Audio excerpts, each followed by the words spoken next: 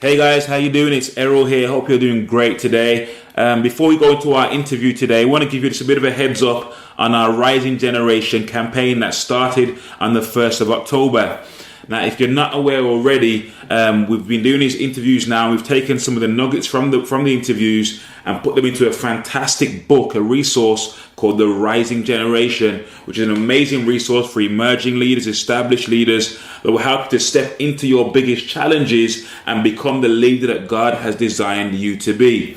Now, the way the campaign works is this. Our goal is to get 1,000 pre-orders of the book between now and the end of October, and all the profits from the campaign are going to go towards our work in Africa, in Ghana. We're working with young people and giving them leadership training and soft skills training and even more. And so for the last 15 years, I've been working as a leadership coach, a consultant, working in education and in business. You can check out my website for more information.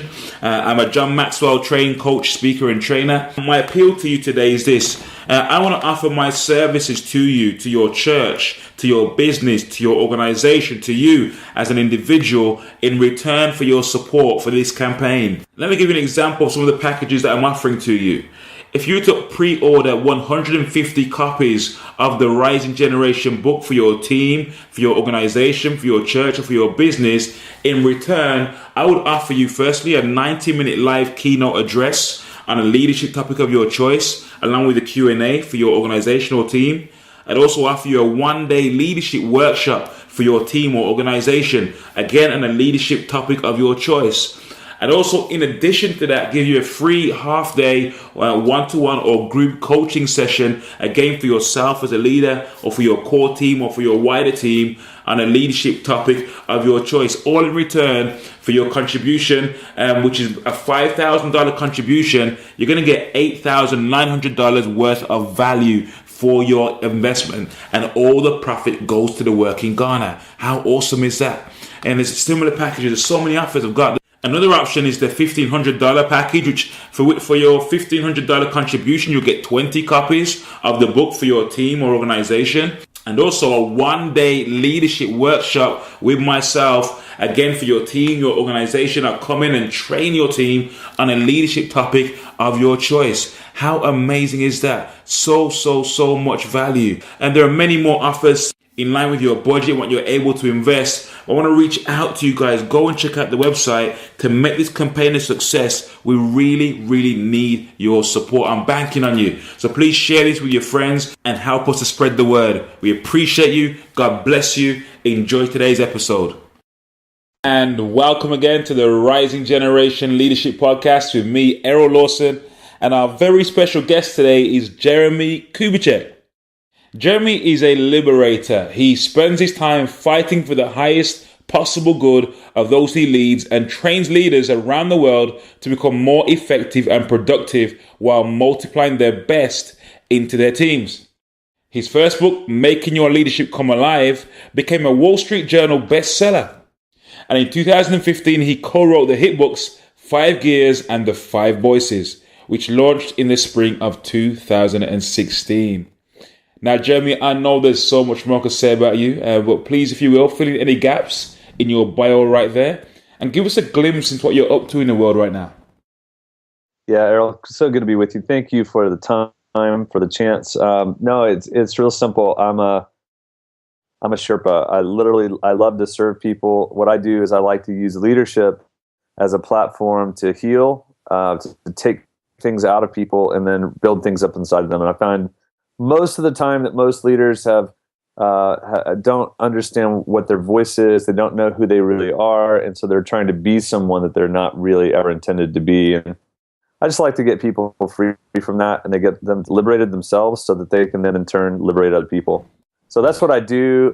We've got a team around the globe working. We're in about 9 countries right now. Wow. We do big events. We do a process of a apprenticeship process, and where we walk with people, and then we bring what we do inside organizations. So, wow. It's so good to be with you. Thank you, man. Thank you for having us, man. And I know there's so much more, and guys, you'll probably find out more. And check out Jeremie's website when you get a chance. But Jeremie, I'm really keen to know, first of all, how did you get into what you're doing right now? Tell us a bit about your background and how you actually came into what you're doing at the moment. I get asked that a lot. It's really funny. The short story is I'm a farm boy in the middle of America, and I was on a tractor, working on a tractor, and I'm an extrovert, and I'm in a tractor cab with no radio. And inside that tractor cab, I'm basically trying to figure out, I'm singing, I'm thinking to myself as a young kid, and I basically woke up one day and said, I know what I want to do for my rest of my life. I want to influence influencers. I didn't know what that meant. I just knew I was an encourager, and so I wanted to use that. This was in my 16 to 18-year-old, right before college, university. So I ended up having opportunities. I moved to Russia when I was right after college, and I had some great opportunities. I ended up working for some great people. Then I ended up working for a really, really bad group of people. When I say bad, I mean they were just the traditional private equity group who were not necessarily, didn't have the highest intentions for people. And there was one person in particular. And what that did for me is that set me up to realize how do you grow things? You grow things with strategy, you grow things with capital, but mostly with people. And I just started watching how underutilized people were. That people are either an asset or they're a liability, and that's all dependent on the leadership and the leadership culture. So that's what I went after. Wow. And were you a Christian then? Where were you at in your faith journey at that point? Yeah, no, I had a radical transformation, it's the best way to describe it, when I was young, and that affected the way that I viewed life. But then I was living in Russia, and I saw 70 years of domination through communism of what it did to that culture. So I was able to observe it. And then I came back and I worked for someone that I would call a liberator, who brought life to everyone that he led. Okay. And then again, I went back to work for this private equity group with a chairman out of New York who brought death to everyone that he led. Wow. And I just started looking at the dynamics of that. I'm like, all right, I know what my calling is. My calling is to liberate people, to help people bring life. Wow. And was there like an opportunity that came to you, like a first project or a first role that you had chance to do that? Yeah, so I'll tell you, I had in my 20s, I had been a part of a private equity group, so I rolled up a lot of companies. So I was a part of the acquisition team, and so therefore I was involved in a lot. And then I was a vice president of marketing. I had started a couple of .com, so I had been around a lot of business and seen a lot of things. And then when I was 30 years old, I was impacted. I got hit by a drunk driver in a hurricane in Mexico in 2002. Nearly lost my life. Had several miraculous events that took place over a 5 to 7 day period. And that completely changed my view for the rest of my life of like, okay, how do I give myself away to benefit other people? And so all of those had an impact. The business, the spiritual, the personal tragedy has really shaped the way that I've done what I've done. Wow. And has there been like a turning point on your journey? Maybe you're heading in one direction and then something happened. I know you mentioned a couple of things that happened right there, but was it like a turning point where maybe you were heading one way? That was the turning point. The turning point was, and what I would describe and how I describe it was pride versus humility. What was happening was I was the traditional American. I'll state this: ambitious, going for it. My goal was to be on Fast Company magazine. I had already had one .com that had done really well. I had a couple more .coms in the water, and so I'm like really going for this, highly ambitious, and I was highly missional in the same way. But I was really, my ambition was my driver, and I used to have this moniker I gave myself called I was the maker of happen, which is so cocky, and it was just like what. And so when I got hit by a drunk driver, I was paralyzed, the waist down. I'm not paralyzed. There was a miracle that took place. I had 9 ribs that were broken, severed intestines. It was not good. Wow. And it was basically my dying moment. Like, you know what? All right, I'm dead. I had already quit my job with this private equity group to start another entity, which is called Giant, which is our company now. And I started Giant with 0 clients, and we then took it and we started building it, and then it's just been growing ever since. Wow. But a lot of that, most of that, is because of my mind shift from pride to humility, and it's changed the whole game. Wow. So what's been your biggest challenge in leadership so far? Tell us that story. Yeah, so the biggest challenge is I've been leading for 14 years. I've been leading one of the larger leadership companies in the United States, and in globally to some degree. We bought John Maxwell's assets in 2007 and merged them into the Giant brand. When you say you brought his assets, what do you mean by that? We owned his brand, his name, his all of the training.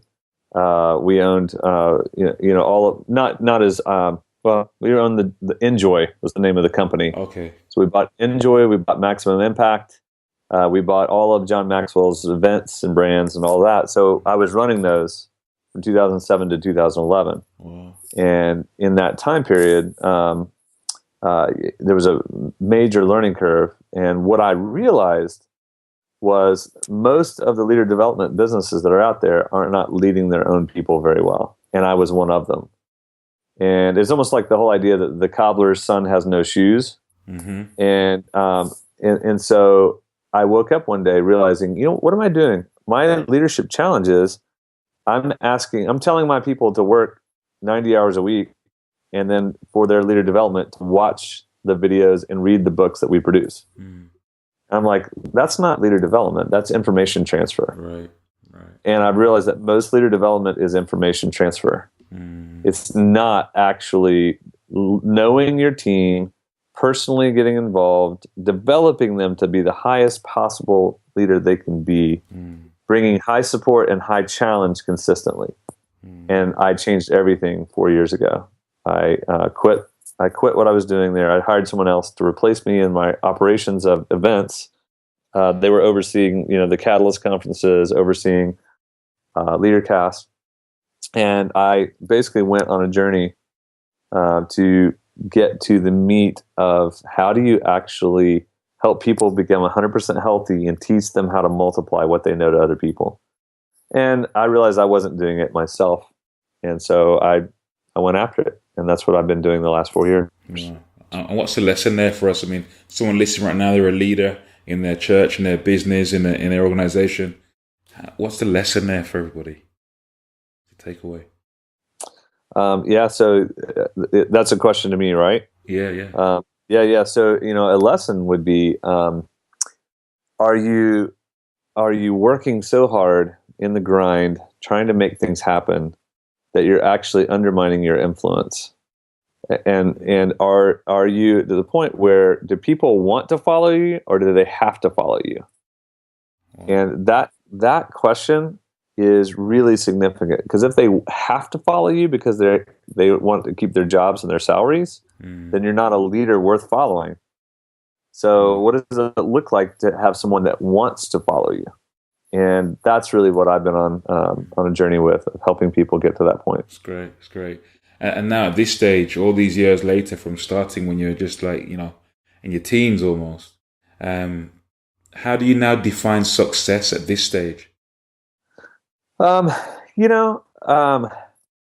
a great question. I don't want to give just the plain answer. I want to think about that. Success to me, I have a daughter that just went to college.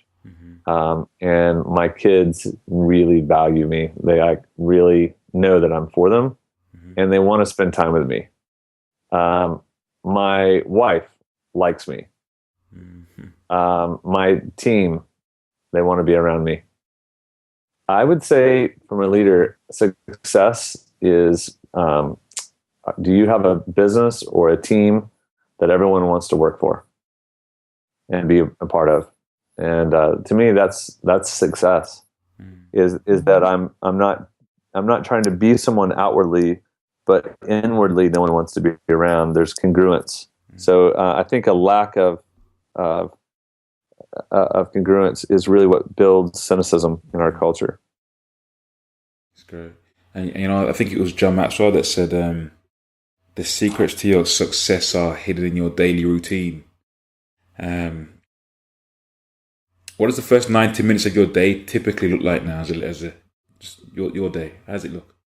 Yeah, so I have this thing. I've been really encouraged by the Jesuits early on. I've read a lot about the Jesuits and how in the 1500s how they created an amazing movement of world changers. And before email and internet and all that, before anything modern, and it started with a detachment from the normal patterns of the world. So detachment from trying to be someone's, from fame, money, just rampant power, the detachment from vices. So my days starts in what I call a daily charge. Okay. And it's really simple. I just, I wake up, it's going to sound a little cheesy, but I tell myself who I am. And Hello? Hello?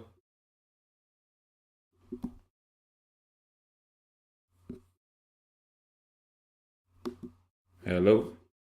Yep. Are you there? Sorry, lost you there. Okay. So you're saying you tell yourself who you are? Oh, no, we've gone again.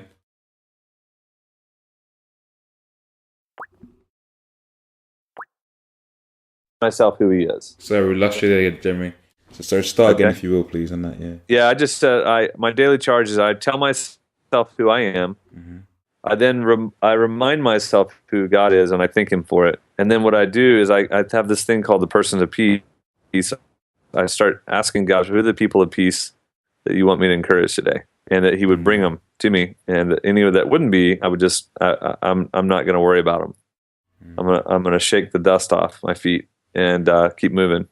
And it's just a really interesting thing, a rhythm that I get into, and it just kind of reminds myself it's very customized because of how I'm feeling, what I'm working on, and I'd say that's the majority of my days. And so I believe in contemplation with action, which I again stole from the Jesuits. What do you mean by that? Contemplation means that I'm contemplating all day long. Right. So it's not just a period of time where I'm going to go and do something every 2 weeks, or I'm going to have a quiet time in the morning and then live my life however I want to the rest of the day. What it is, it's just basically saying I'm starting my day, but I just don't leave it with a quiet time or a time of just some inspirational reading and then nothing else makes sense. Everything else is in my own mind. I try to actually bring that dialogue all throughout my day.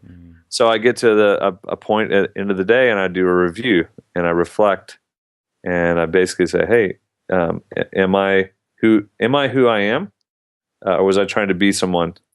Is there anything in me here that's not right?"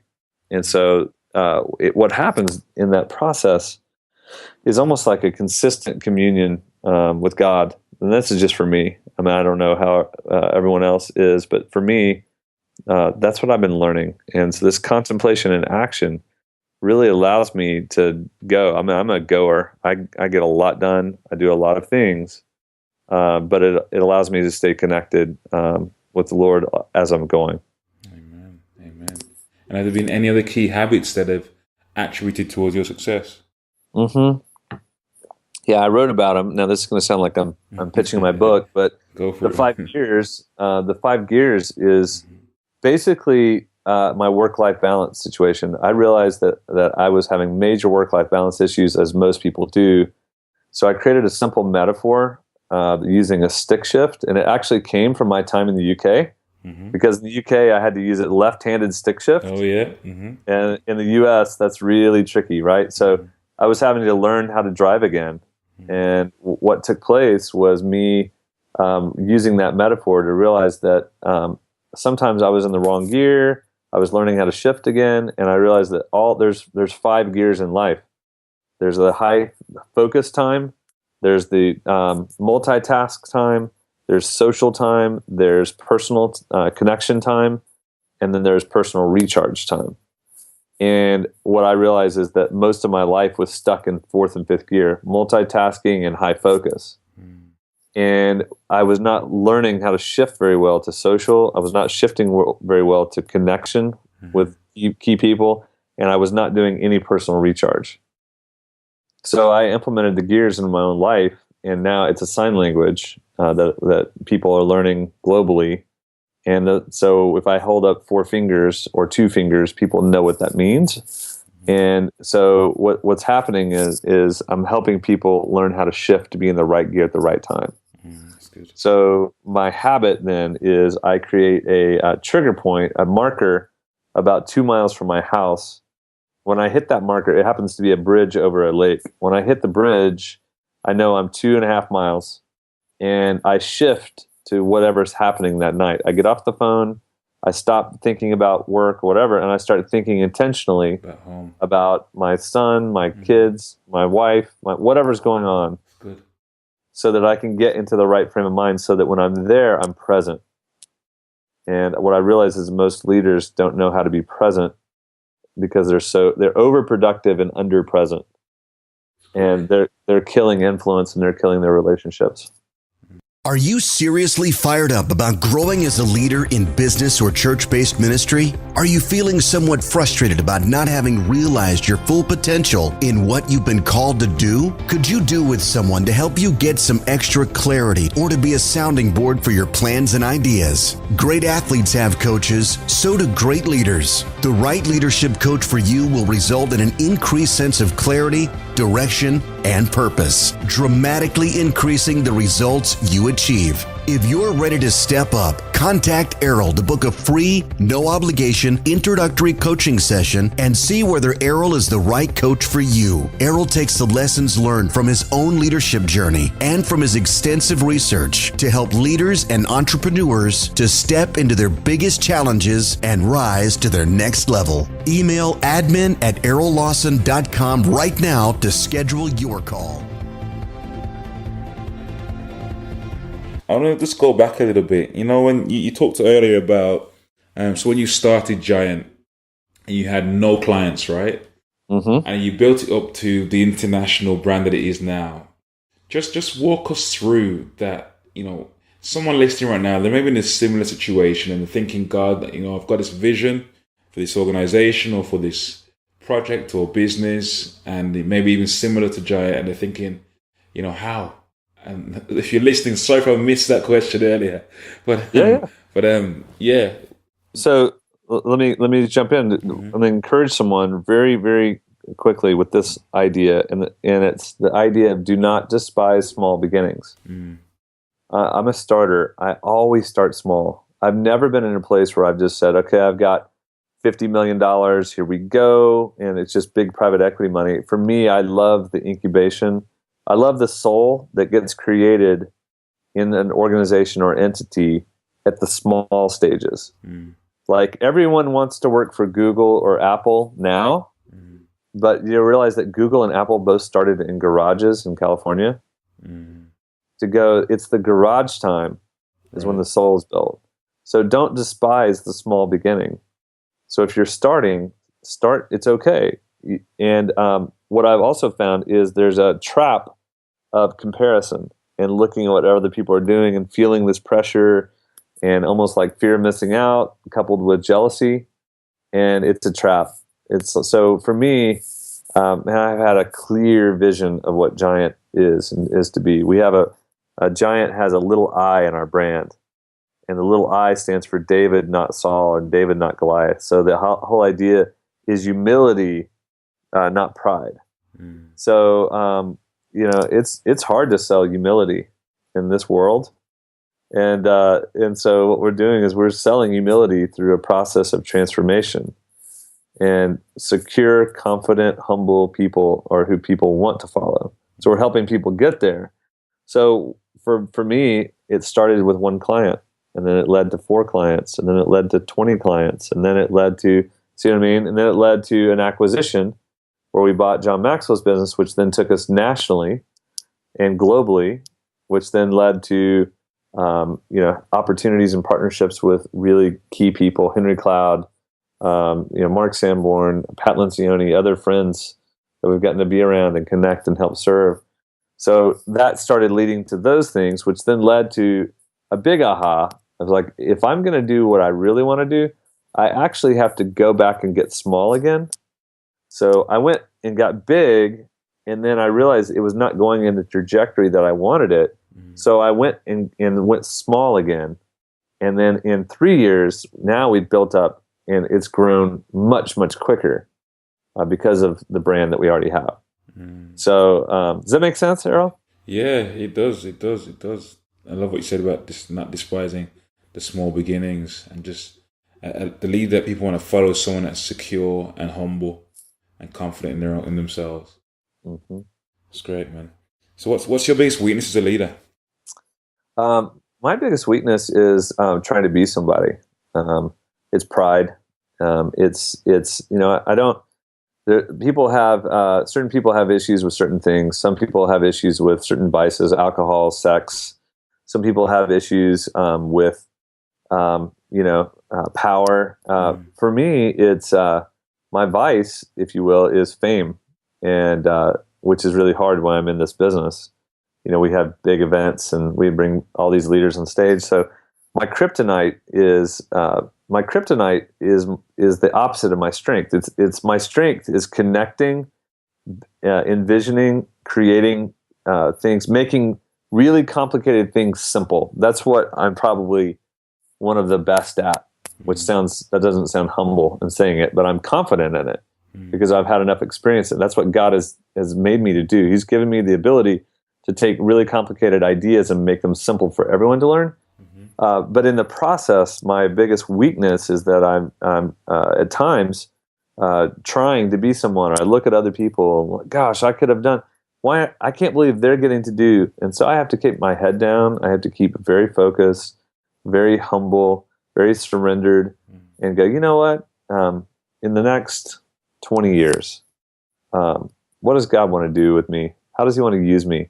So that's why I've really used this metaphor. I'm a Sherpa, and I've used this language to help me with my weakness. If I'm a thought leader, which people call me that, and and to some degree I go, yeah, I'm a thought leader, but I'm not trying to be one. I'm actually a Sherpa.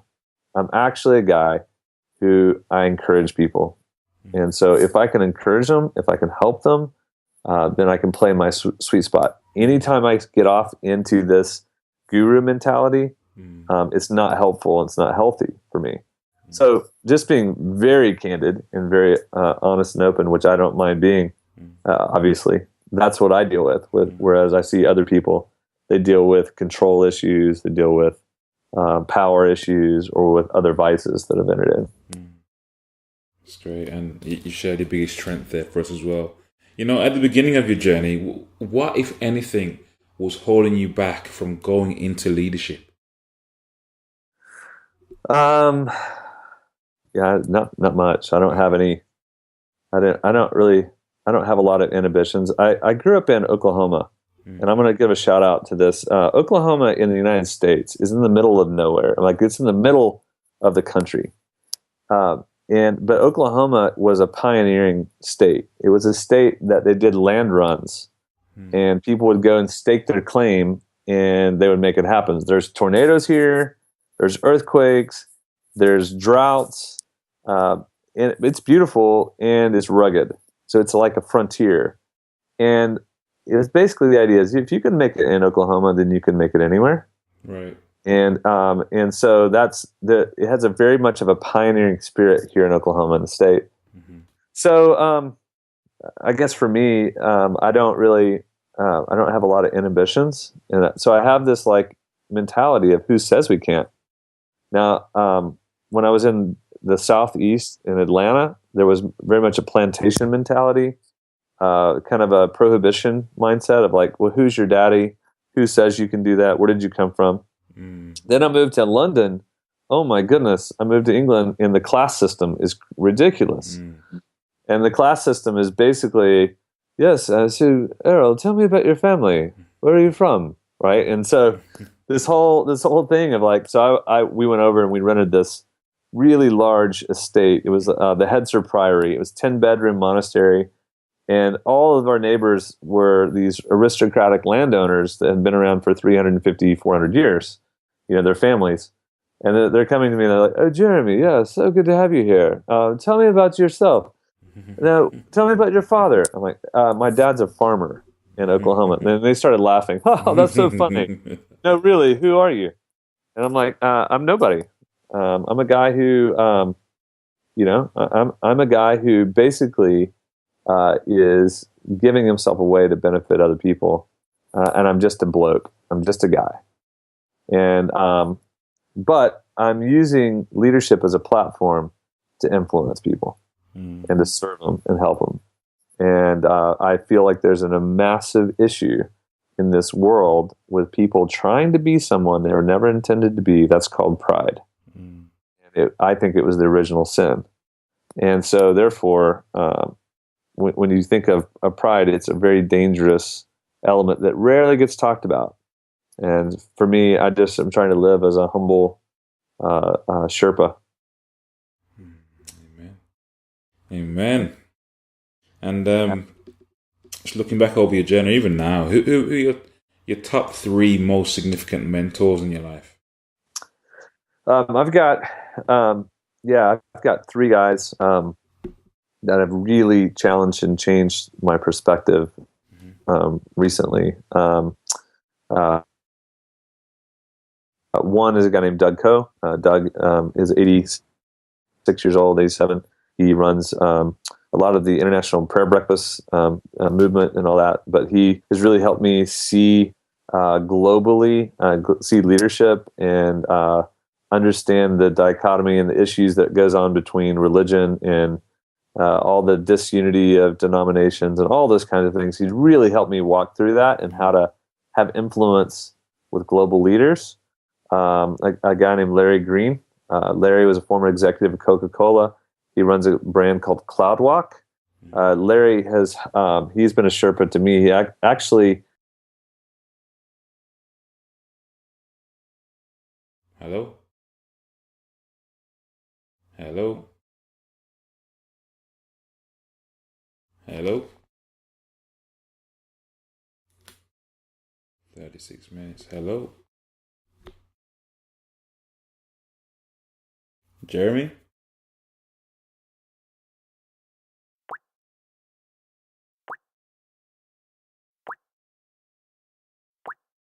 Hello? Hello? Yeah, sorry, mate. That was a transatlantic Yeah, no worries, man. accent. That's so crazy. I was telling you, Larry Green. Larry has got a company, organization called CloudWalk. He helps people hear God. It's unbelievable, and he's been so helpful in that. Like, how do you actually almost unclog my ears? And then another guy named Lance Humphreys, who's a dear friend of mine. Lance is just got a heart for the vulnerable, and he's just been an amazing mentor and friend. So those are 3 guys that people wouldn't know. These guys are behind the scenes, and that's what I love. Most people would say, John Maxwell or these big names because they have books and people hear them. But for me, it's the guys that are behind the scenes that are unbelievably diligent and consistent, and they're not in the limelight that I'm attracted to. Let me dig a little bit deeper into those 3 relationships. Starting with Doug, what's the best piece of advice they've each given you? Doug has basically taught me that his thing is Jesus is love, and it's basically the whole idea of love and the power of love, and it's revolutionary, and it is the one thing that can sear the hearts of every man. And so unity and great leaders unite. And so Doug has really shown me that. Larry has basically changed the way I pray. I used to do I'd pray here's my list of prayer requests, and God, would you do this? Would you do this? Almost like a Santa Claus list or a shopping list. Here's my list. Can you please deal with it? And what he's done is he's changed the way that I think about God, and I pray, where I just ask and I wait to hear him. And I'm in dialogue with God now, I'm in a 2-way, not a 1-way communication. And then Lance has basically given me a understanding of people and a value of people, and he's basically stripped away any negative biases or views of people. So I just see them differently because of him, and so he's really changed. We do a lot of work in historically. I've been in the African American hair care industry. That's where I grew up, which is really funny for most people. As a white guy, I used to speak on African American hair care circuits way back in the day. About you might laugh at this coming from Jamaica, but like Blue Magic, Luster Pink Oil, Ambi, all these kind of products that the people laugh when they hear about when I say them. But Lance was involved with that as well, so he has a heart for the African American, and just really fun to learn from him. Amen. Awesome. And if I was to ask you, what's the one thing you're most fired up about right now?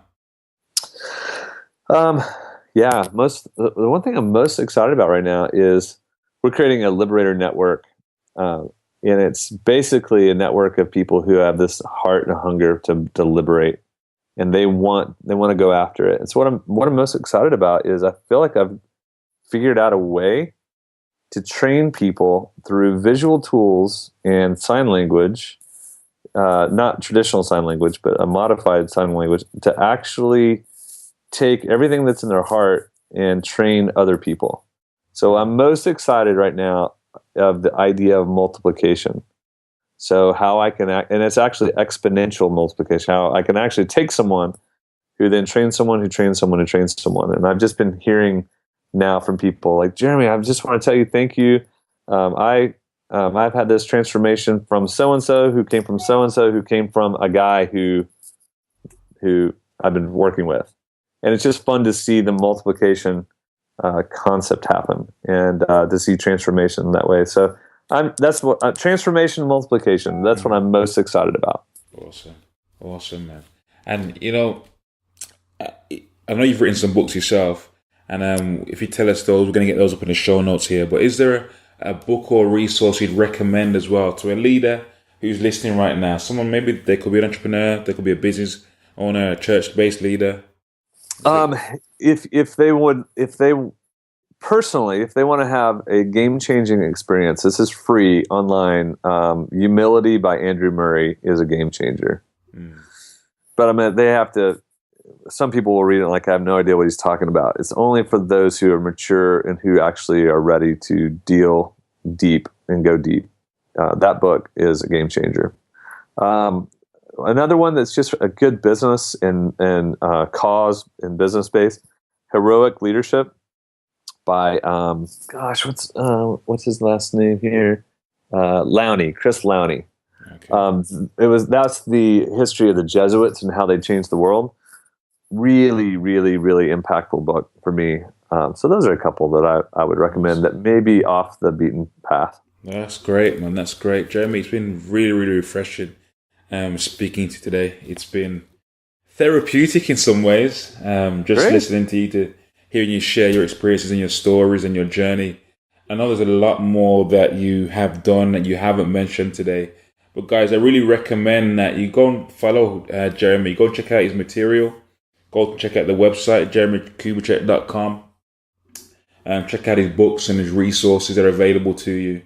Are there any other services that you provide for leaders or churches or organizations that might be interesting to those listening? So if they want to take the 5 Voices Challenge, so it's 5voices.com. If they want to do a free assessment, it's a great assessment to hear what it sounds like to be on the other side of you. So if you want to learn what it sounds like to be on the other side of you, then the 5voices.com, and that's the number 5voices.com. And that's also at giantworldwide.com. You'll find it. But no, thanks so much. I have a funny name. So some people, it's Jeremie, and then it's Kubicek.com. Awesome. Errol, thanks for your work, man. I appreciate it. And I wish you the best. Thank you, man. Thank you. God bless you. Wish you well. Thank you again for joining us today on the Rising Generation Leadership Podcast. I pray you've been inspired, you've been lifted, you've been encouraged to take your personal leadership to the next level. We really encourage you guys to just take action, make it happen, do something, start somewhere, go out and change the world in some way, big or small. Guys, if you've enjoyed the podcast today, please share with your friends, share with your loved ones, your colleagues, someone out there you think might benefit from hearing this great content. And if you want some more questions answering, you got a question, email me, Errol@errollawson.com. Or if you want a free 30 to 45 minute coaching session with myself around the leadership challenge or issue you're working on in your business, your church, or in your organization, please feel free to email me right away. We'll get you booked in. It's Errol@errollawson.com. Thank you again for listening.